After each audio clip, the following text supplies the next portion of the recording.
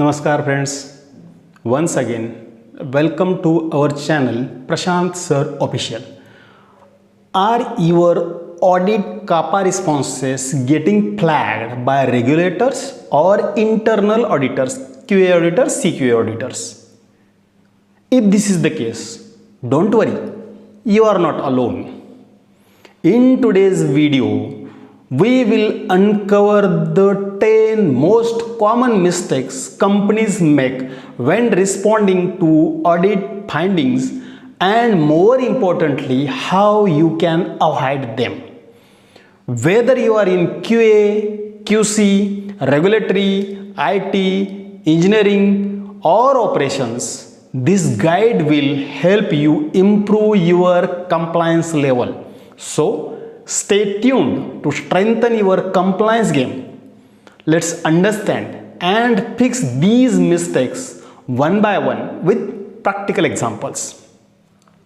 Mistake number 1: superficial or generic root cause analysis. That is, just blaming human error won't cut it. Use tools like 5 whys or fishbone diagram, Ishikawa diagram to get to the real and systematic causes. For example, root cause states as operators forgot to follow the procedure without exploring why. Is it because of poor SOP or because of lack of job aids? So in our CAPA, we have to mention everything.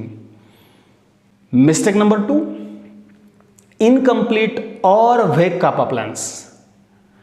CAPA plans without clear owners, timelines or deliverables show weak control. Make sure your actions are SMART, specific and measurable. SMART means specific, measurable, achievable, relevant, realistic we can say, and time bound. For example, we will retrain staff. That means nothing. Without specifying what training, who is responsible and when that training will be important, it is very essential. Right? Now, mistake number 3: mixing up correction, corrective action and preventive action. Don't confuse fixing the issue with correcting the root cause. Make sure your CAPA clearly includes all three, that is correction, corrective action and preventive action. Correction immediately fixes the issue. Corrective action eliminates root cause. Preventive action prevents similar issues in future. For example, fixing a temperature excursion by recalibrating the probe but not addressing why it failed or how to prevent future failures.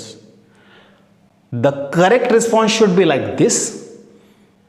For example, fixing a temperature excursion by recalibrating the probe but not addressing why it failed or how to prevent future failures.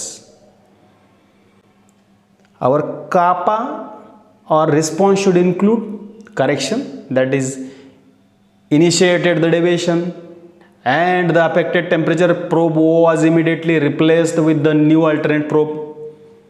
Under corrective action, we can mention the affected temperature probe was immediately calibrated to bring it back within acceptable operation limit.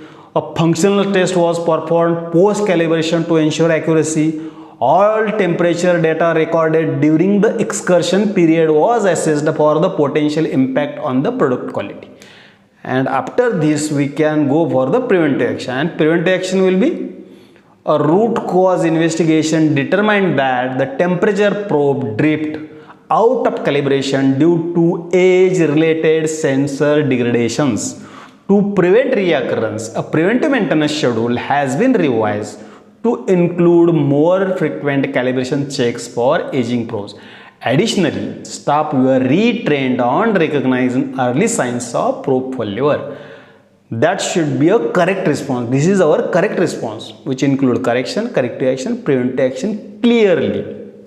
Now, go for the Next one, mistake number 4, ignoring the impact assessment, that is not evaluating if the issue impacted product quality, safety or data integrity. My dear friends, regulators expect a documented assessment of whether the issue affected product quality or safety. Skipping this is a red flag, mind it. Skipping this is a red flag. Example of ignoring impact assessment: no evaluation of whether affected batches were exposed to out of specification. Out of specification में इसको address किया क्या और इसका further investigation करने के बाद ही उसके ऊपर कोई डिसीजन लिया क्या, that should be the part of our response. Now mistake number 5, lack of timelines और milestones, that is no clear due dates और progress tracking. CAPA can be forgotten without deadlines, hence deadlines are very essential. Set clear due dates and track progress with checkpoints. Example of lack of timeline: action plan states SOP will be updated but provides no target date or responsible person. Now mistake number 6, no effectiveness check, that is implementing action without verifying if they work. Solution क्या है इसका? Just implementing the changes isn't enough. You must show how you will verify the effectiveness and when and what is your acceptance criteria. Example of no effectiveness check: CAPA closed without verifying that the updated process reduced the error rate or reoccurrence. So this is one of the mistake. Now mistake number 7, poor documentation. Missing training log or change control records weakens compliance. Every action must be supported with complete documentation. Best example of poor documentation is in response: no record of training conducted after procedure revision. We are writing that we have imparted the training, but there is no evidence. So documented evidence or proper documentation is essential to improve our compliance status, acceptance of our CAPA responses. Now mistake number 8, overcommitment or unrealistic actions, that is unrealistic commitments to large scale system changes without adequate planning. हमको आदत है ये कर देंगे वो कर देंगे सारा एक दिन में कर देंगे, 4 दिन में कर देंगे. प्रैक्टिकली वो पॉसिबल है क्या भाई? अगर हम लोग बोल रहे हैं कि पूरा का पूरा प्लान 1-2 महीने के अंदर खड़ा कर देंगे, that is not realistic. It often result in missed deadlines and incomplete implementation. A phased, well-resourced approach is essential. Hence, promise only what you can deliver. Promise only what you can deliver. Over-promising major system changes and not delivering is worse than a smaller, well executed action. So be realistic while responding. Be realistic. This is very essential. Example of overcommitment: committing to fully automate a manual system within 2 weeks without technical or financial assessment. Usually automation करने के लिए 2 से 3 महीने लगते हैं. Proper automation करना है किसी मशीन को तो समझो इस बात को. उसका 2 दिन में, 3 दिन में, 2 वीक में हम कंप्लायंस नहीं दे सकते. This is called over commitment. So over commitment can kill us.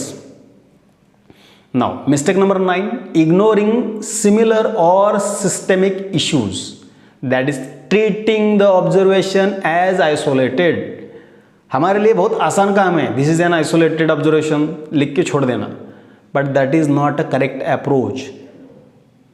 show that you evaluated whether this issue could occur elsewhere. That's a sign of mature quality system. So whenever you respond to any such observations, you have to look beyond the isolated event. Example of this ignoring similar or systematic issue: fixing a labeling error in one batch without checking if other batches, other products have similar risk. एक को observation आया, एक को correct कर दिया. Differential pressure एक area में हमारा आउट ऑफ लिमिट गया तो उसको पैचअप करके उसको करेक्ट कर दिया. अरे भाई, लेकिन 20-25 एरिया में और भी सेम इश्यू हो सकता है. You have to identify all those areas and after that you have to respond to the observation. Mistake number 10, no cross functional involvement. This is the biggest issue in every company, in every organization. That is, CAPA is handled only by a QA team or a single department. My dear friends, CAPA is not QA job alone. It's our joint responsibility. So engage all relevant teams: engineering, IT, validation, QC, QA.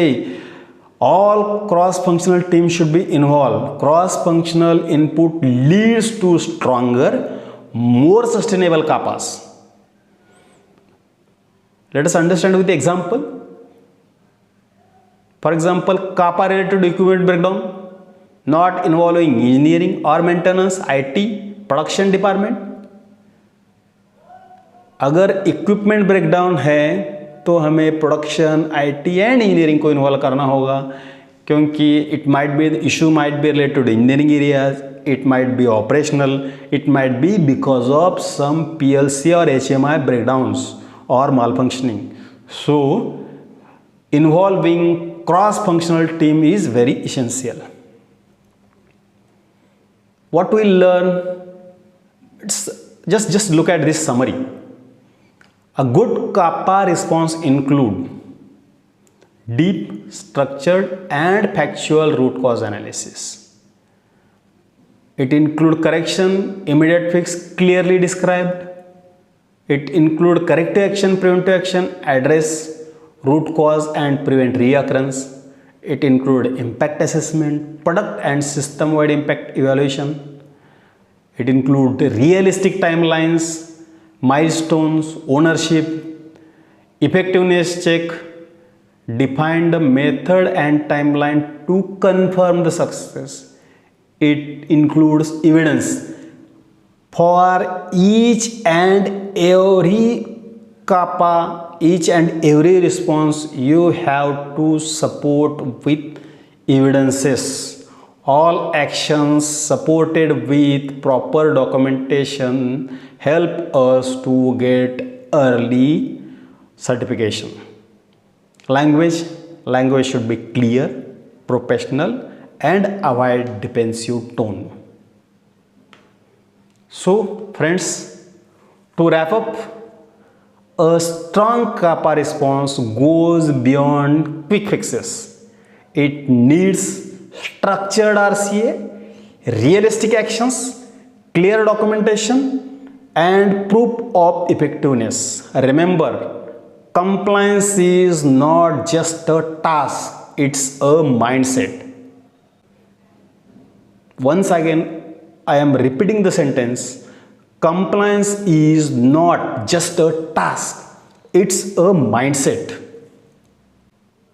That's a wrap for this session. If you found it helpful, feel free to like, share and subscribe for more content on quality and compliances. Let's build strong systems together. Thank you. Jai Hind.